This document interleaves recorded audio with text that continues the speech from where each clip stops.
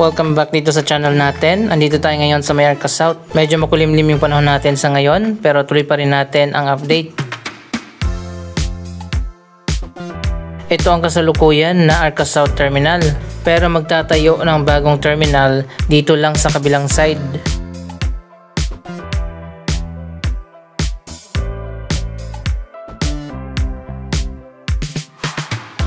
Tingnan natin kung naitayo na ba yung bagong terminal dito.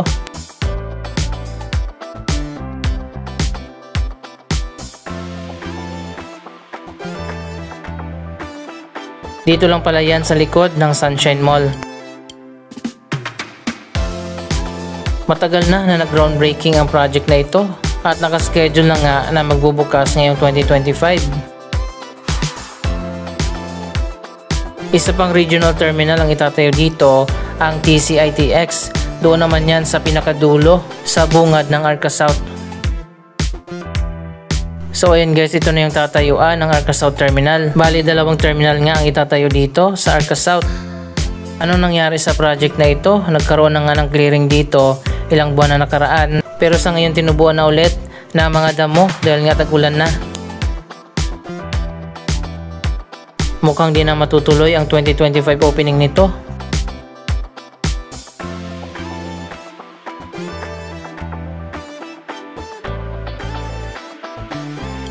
Ayan, na tinanggal na nga yung ilang mga posters. Ilang buwan na lang matatapos ng 2025 pero wala pang kahit isang poste na naitayo dito.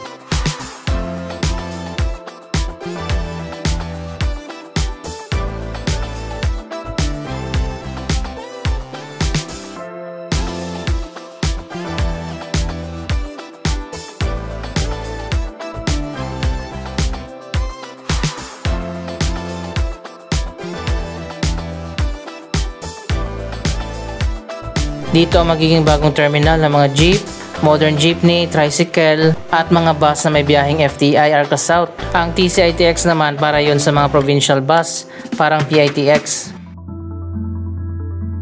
Anyway, wala pang progress ang dalawang terminal dito sa Arca South. Dito na lang tayo sa mga project na tuloy-tuloy na ang progress, katulad nitong bagong Ayala Mall. Malapit na rin matapos ang bagong Seda Hotel.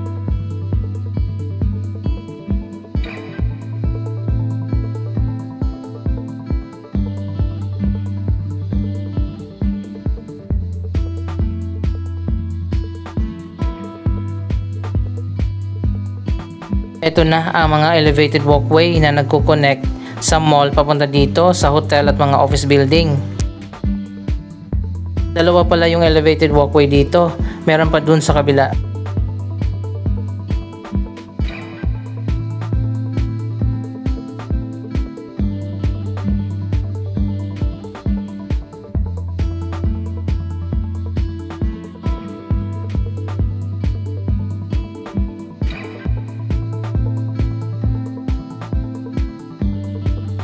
Ito na, tinatapos na ngayon ang exterior ng hotel.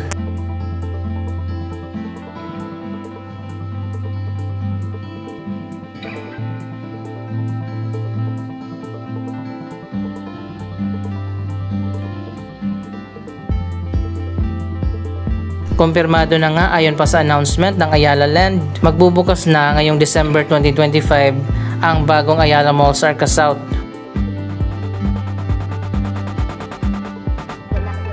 Mukhang ito lang yung matutupad na opening ngayong 2025 at yung dalawang terminal ay hindi pa nasisimulan. Yung mga office building doon sa likod malapit na rin matapos.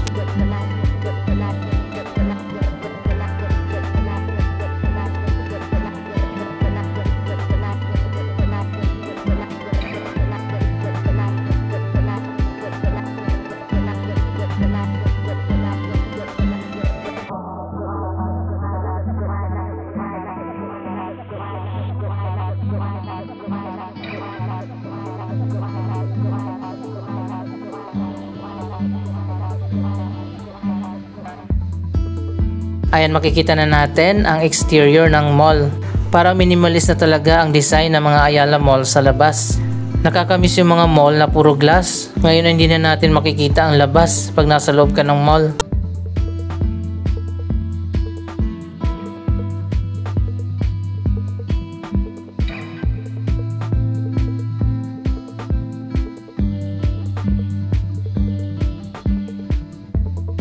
Anyway, napakalawak din pala nitong bagong Ayala Mall sa Arca South.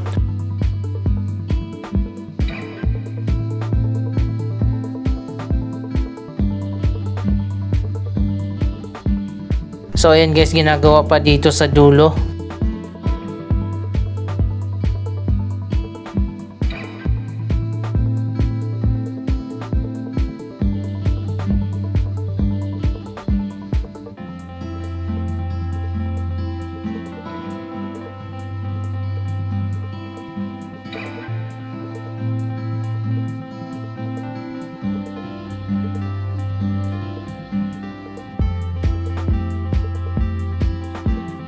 Sa tingin ko kaya naman ang December opening ng bagong mall.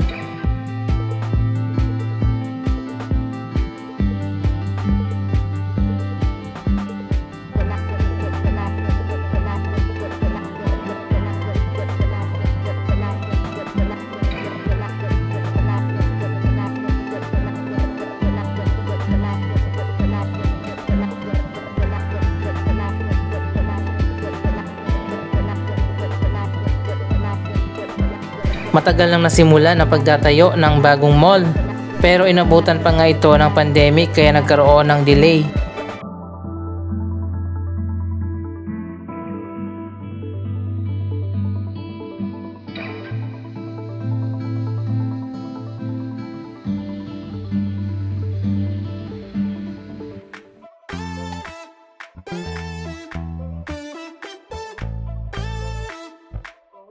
Tamang-tama lang yung pagbubukas ng bagong mall ngayong 2025 kasi nga marami na rin ang nakatira dito sa mga bagong condominium.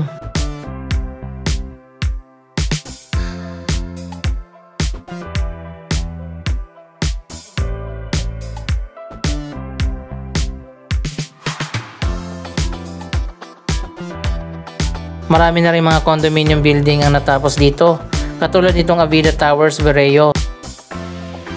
By the way, by cluster ang bawat condominium dito. Nasa 3 to 5 building ang bawat cluster.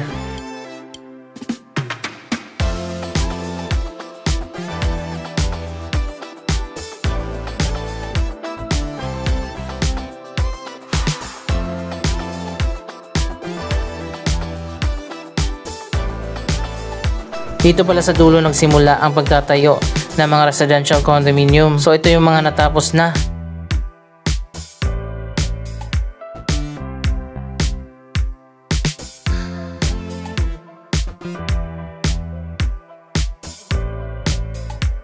Sa kabila naman ang Avida Towers 1 Union Place.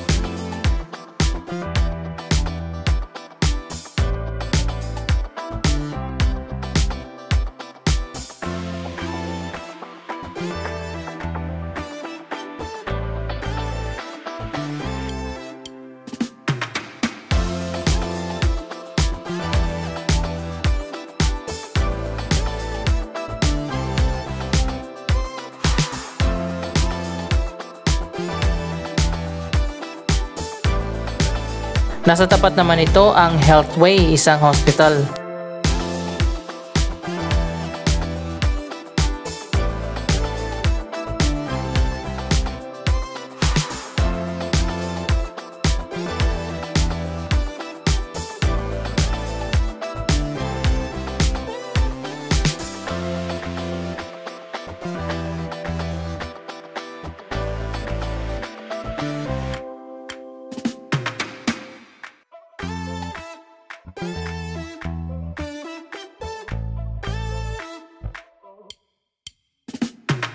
Iba talaga kapag Ayala project. Dito naman sa kabila ang The Veranda, isang cluster din yan ng mga residential condominium na tapos na.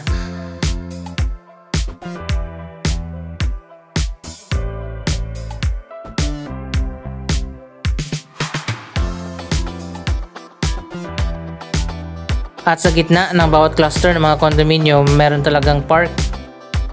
Ayan, sinisimulan na nila na itayo ang mga puno dito. Isa pang cluster ng mga residential condominium, ito naman ang Garden Court Residences. Ongoing pa ang construction nito.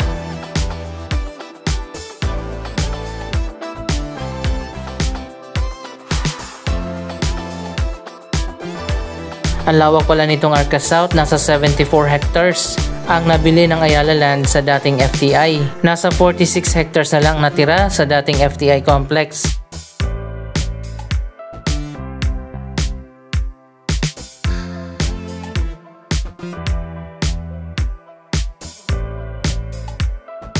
Isa pang cluster ng mga residential condominium, ang Park Cascades, na matatapos na rin.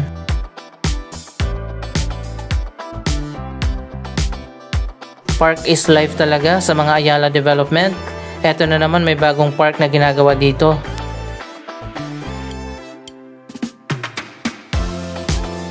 At dito nga sa gitna ng veranda at Park Cascade, meron ding park.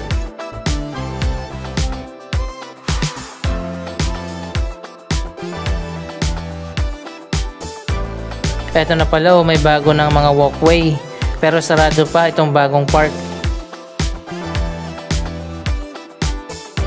Sarado muna itong area na to, nakasalukuyang inaayos sa ngayon. Ayusin na yung mga kalsada dito, papunta dyan sa football pitch na nasa likod ng mall. Eto naman yung iba pang mga office building.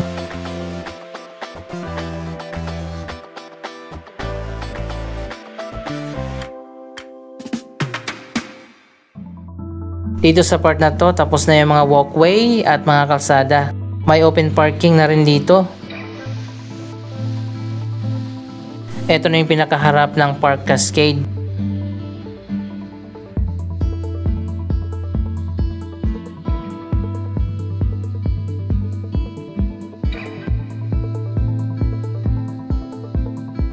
Andito naman tayo sa Landers Superstore. Ang lawak din ng parking dito sa may Landers.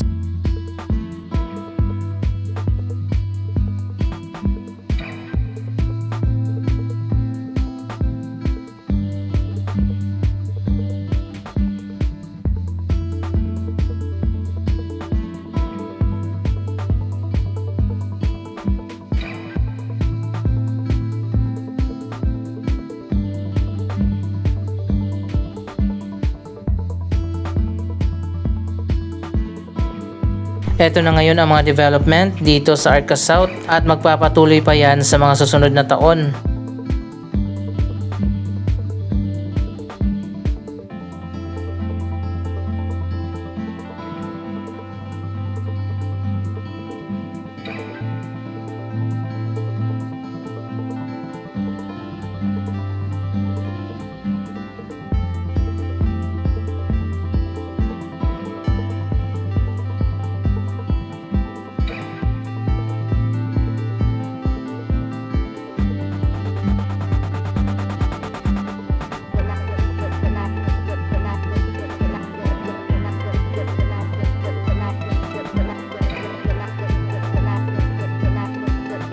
Tuloy-tuloy ang development dito sa Arca South, the next rising city dito sa Taguig.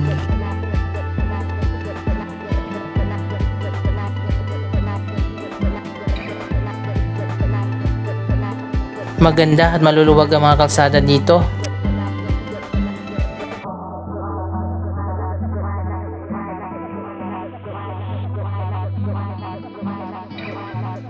Dito naman sa kabilang dulo ang Savia Financial Center, mga bagong office building.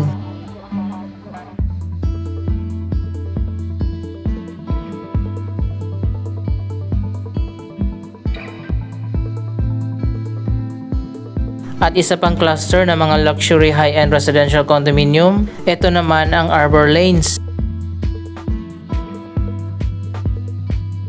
Ito na ang ikalimang building ng Arbor Lanes.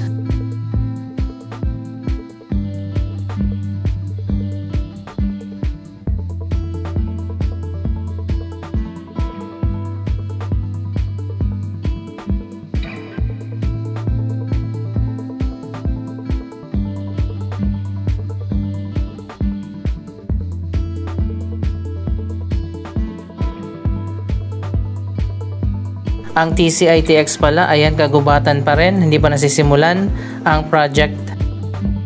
Napakaganda na ngayon ng Arca South. Ano masasabi nyo sa mga development dito? Mag-comment lamang dyan sa baba ng inyong mga reaksyon. Maraming salamat sa inyong panonood. Huwag kalimutan na i-like, i-share ang video ito at mag-subscribe. Thank you for watching!